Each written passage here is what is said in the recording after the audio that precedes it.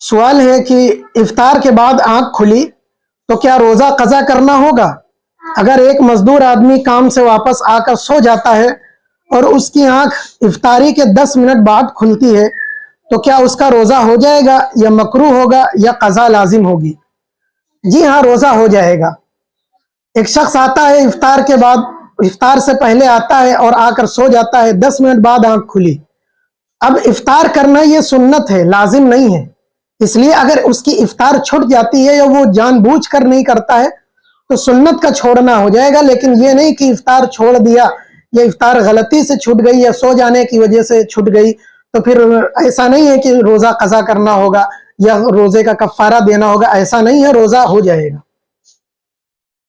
دوسرا سوال ہے کہ امام کے ساتھ تکبیر تحریمہ نہیں پڑھی، اگر لا علمی میں مقتدی نے امام کے پیچھے تکبیر تحریمہ نہیں پڑھی تو کیا نماز لوٹانی ہوگی؟ اگر مقتدی نے تراویح میں یا کسی اور نماز میں تکبیر تحریمہ یا باقی تکبیریں نہ پڑھی اور سلام پھیرتے وقت سلام بھی نہ کیا تو کیا اس کی نماز کا کیا حکم ہوگا؟ تو کیا اس طرح پڑھی گئی نماز دہرانی ہوگی؟ دیکھیے، تکبیر تحریمہ یہ نماز کے لیے ضروری ہے۔ اب اگر کوئی شخص کوئی مقتدی امام کے پیچھے آ جاتا ہے اور وہ تکبیر تحریمہ یعنی اللہ اکبر کہہ کر نیت نہیں باندھتا ہے یا کوئی بھی ایسا کلمہ جو اللہ کی تعظیم کے لیے ہو، ایسا کوئی کلمہ وہ نہیں کہتا ہے، یعنی نماز کی نیت وہ نہیں باندھتا ہے، تکبیر تحریمہ نہیں کہتا ہے، تو پھر جب وہ تکبیر تحریمہ ہی اس نے نہیں کہا تو پھر نماز میں کیسے داخل ہوا؟ تو اس طرح سے جتنی نمازیں اس نے پڑھی ہیں ساری نمازیں اس کو لوٹانی ہوگی، اس کی قضا کرنی ہوگی۔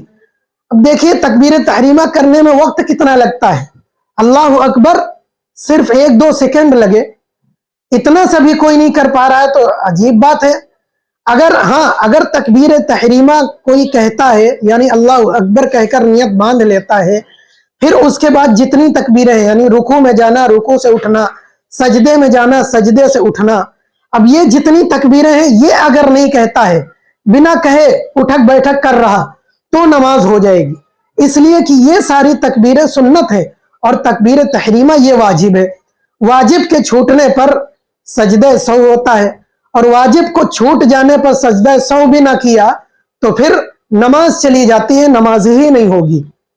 لہذا تکبیر تحریمہ کے بعد جتنی تکبیریں ہیں یہ سب سنت ہیں اور سنت کے چھوٹ جانے پر نماز ہو جائے گی۔ لہذا تکبیر تحریمہ کے بغیر جس نے نماز پڑھی ہے، جتنی بھی پڑھی ہیں، ان سب نمازوں کو لوٹانا ضروری ہے۔ تیسرا سوال ہے کہ جو گھر پر مانگنے آتے ہیں کیا ان کو زکوٰۃ دے سکتے ہیں؟ یعنی گھر پر مانگنے آتے ہیں جو لوگ، ان کو زکوٰۃ دینا کیسا ہے؟ تو ایسوں کو زکوٰۃ نہیں دے سکتے ہیں، کیونکہ ان کا کام ہی یہ ہے، پروفیشنل لوگ ہوتے ہیں، ان کا کام ہی ہوتا ہے مانگنا، دن بھر رات بھر بس مانگے ہی کرتے ہیں، یہ تو ہم سے زیادہ کما لیتے ہیں۔ آپ ان کا حال پوچھیے، ایک سے پوچھا یہ بتاؤ دن کا کتنا کما لیتے ہو؟ کہنے لگے اگر یہ معاف کرنے والے نہ ملے تو دن کا 2000 کما لیتے ہیں۔ لو بتاؤ، دن کا 2000 معاف کرنے والے اگر نہ ملے، یہ ہوتے ہیں نا کہ دکان پر جاتے ہیں، کہتے ہیں دے دو تو لوگ کہتے ہیں معاف کرو، تو کہہ رہا اگر یہ معاف کرنے والے نہ ملے تو دن کے 2000 کمائیں گے، یہ ہم لوگوں سے زیادہ کمانے والے لوگ ہیں۔ تو ایسوں کو زکوٰۃ نہیں دے سکتے۔ ہاں، معلوم کر لے کہ اگر مانگنے والا سائل جو آیا ہے وہ واقعی مستحق کی زکوٰۃ ہے، زکوٰۃ لے سکتا ہے، اس کو دینا جائز ہے، تو پھر آپ اسے دے سکتے ہیں، لیکن آپ معلوم کر لیں۔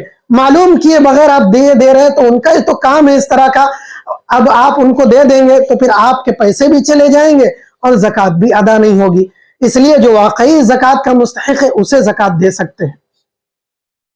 چوتھا سوال ہے کہ غیر مسلم سے کپڑے استری کروا سکتے ہیں یا کپڑے دھلوا سکتے ہیں؟ ہمارے ہاں جو بھی غیر مسلم ہیں وہ سب دھوبی ہیں، جو بھی دھوبی ہیں وہ سارے غیر مسلم ہیں، تو ایسوں سے ہم اپنے کپڑے دھلوا سکتے ہیں اور استری کرا سکتے ہیں۔ جی ہاں، استری تو کرا سکتے ہیں، اس میں کوئی حرج نہیں، لیکن غیر مسلم سے، ہندو سے کپڑے دھلوانے میں یہ خیال کرنا پڑے گا کہ جو ہندو ہے، دھوبی ہے، اگر وہ بہتے ہوئے پانی میں جیسے نل وغیرہ سے کپڑے دھل رہا ہے تو کپڑے پاک ہو جائیں گے، لیکن اگر وہ ٹھہرے ہوئے پانی سے جیسے تالاب وغیرہ سے، عام طور سے دھوبی تالاب وغیرہ میں کپڑے دھلتے ہیں، تو چھوٹے تالاب میں कोई धोबी कपड़े धुल रहा है, वो गैर मुस्लिम है, ऐसों को अगर कपड़े धुलने के लिए दिया तो उसको शरई हुक्म मालूम होना चाहिए कि शरई हुक्म क्या है। मुसलमान के कपड़े पाक पानी से 3 मरतबा धुलना जरूरी है। अब अगर कोई गैर मुस्लिम पाक पानी से 3 मरतबा कपड़े धुल रहा है तो कपड़े पाक हो जाएंगे। फिर इसमें मुस्लिम और गैर मुस्लिम से क्या ताल्लुक है? अगर कोई मुसलमान भी पाक पानी से 3 मरतबा नहीं धुलता है तो कपड़े नापाक ही रहेंगे। लिहाजा अगर कोई गैर मुस्लिम पाक पानी से 3 मरतबा मुसलमान के कपड़े धुल रहा है तो गैर मुस्लिमों से कपड़े धुलाना भी दुरुस्त है, जायज है।